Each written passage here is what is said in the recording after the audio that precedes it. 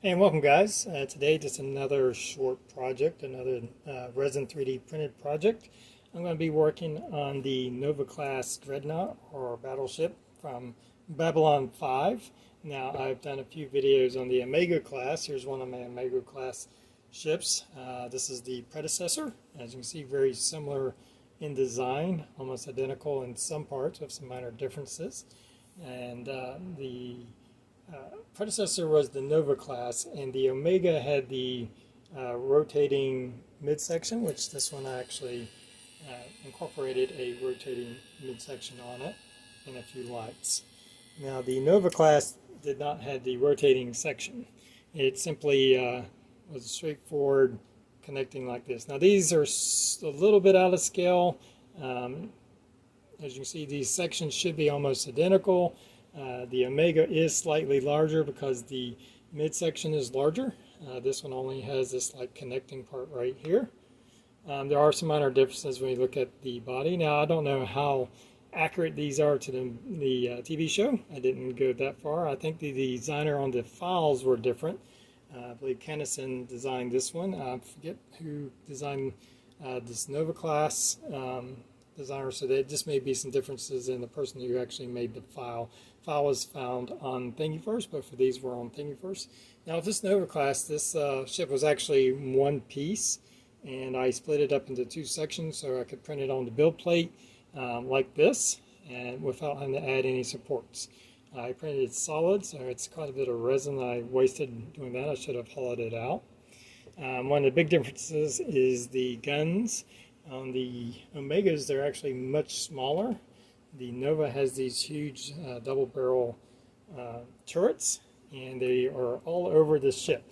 There's a total of 18 of these turrets that will fit on this body once I get this all connected. You can see some of the platforms that hold it. There's two on the front of each side. There's some on these midsections. So when I get done, it's going to be bristling with guns.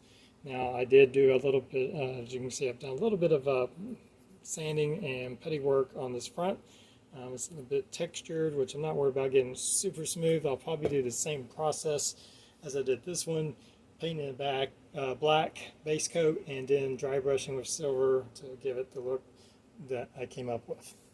So I still have a few of these turrets to cut free. I printed out quite a few. I damaged a couple of them trying to get this off. The barrels are hollow to about halfway back, so they are a bit fragile.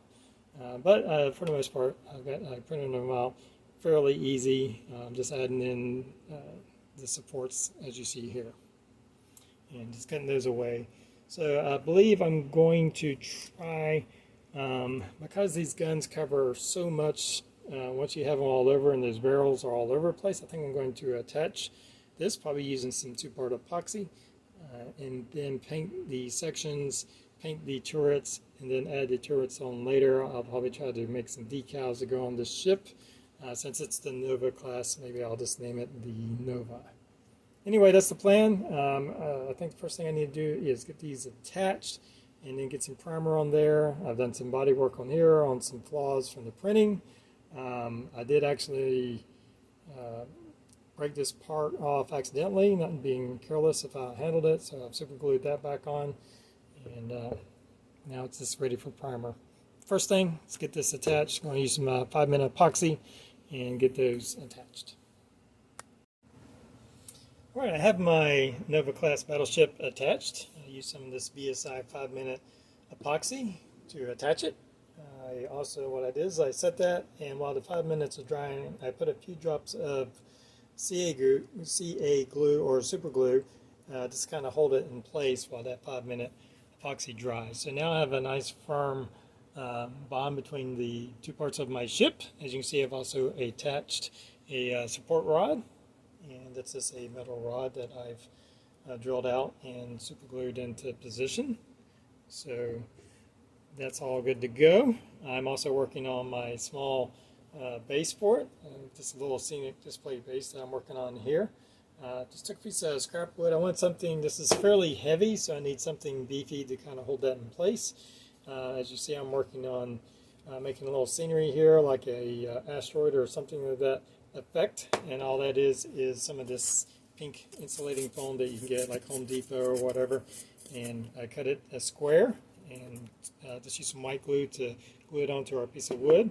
And then I used a torch or a little cigarette lighter like this to make the detail into the insulating foam. And you can just use the heat and do something along those lines, and then you can give you some nice contours. You can also sand it or cut away some sections. Once I did all that, I put some white glue all over it and just put some regular like beach sand to kind of unify the surface and give it a bit more texture. So from here I'm going to put a primer coat over all of this, then a black coat, and then we'll do some dry brushing with probably some grays, maybe some browns, something along that line to paint that up. So I still need to drill a hole for our support rod to go in. I'm just going to try to touch it somewhere in the middle here, and I need to take it all the way down into the wood so we'll have a nice strong place for this to, because this is quite heavy. It's probably close to probably 12-14 ounces of weight right there because it is solid. I think what I'm going to do is that I'm going to go ahead and attach all the guns.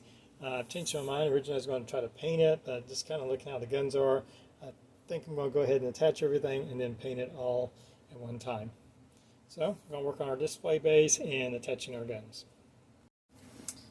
Alright, as you can see, I have all my guns attached to my Nova Class destroyer or battleship or dreadnought, whatever you want to call it. And really like the way those guns look. Really kind of brings out the look of this ship, makes them look much more aggressive, much more intimidating.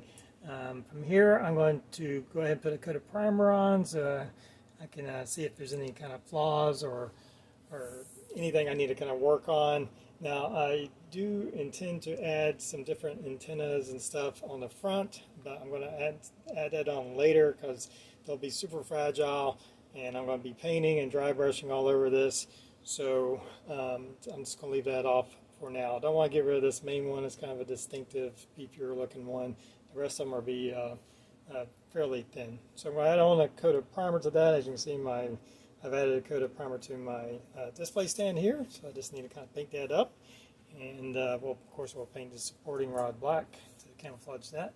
But overall, really happy with how this is looking out. It has a lot of detail in it, and it looks really cool. So I'm going to get to a primer coat on this.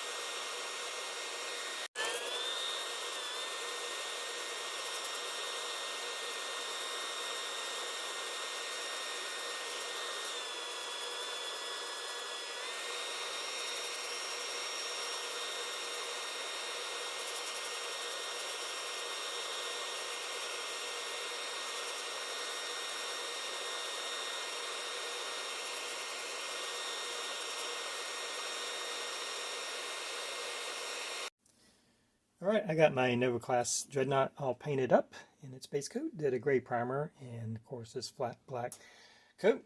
It's looking quite nice. I have my display base pretty much finished up. I'm going to do some clear coats on that. Just did some dry brushing on it with some silvers and different colors. Looking pretty good there. So next I'm going to be doing a lot of dry brushing with some silver on here to texture out all this part of the ship. So I'm going to work on that, and we'll take a look once we get that done.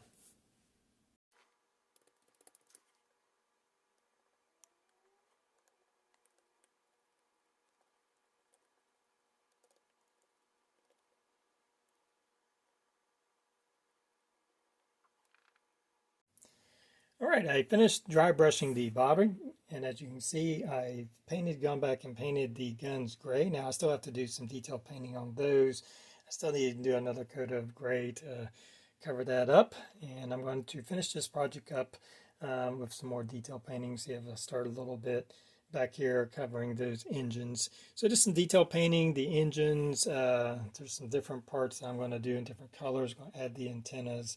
I wanted to separate the guns from the body. They were kind of blending in, and I wanted to kind of make those more prominent. That's why I decided to go with a light gray. So anyway, I'm going to finish this project up, and when I come back, we'll look at the finished Nova Dreadnought. All right, well, here is my finished Babylon 5 Nova Class Dreadnought.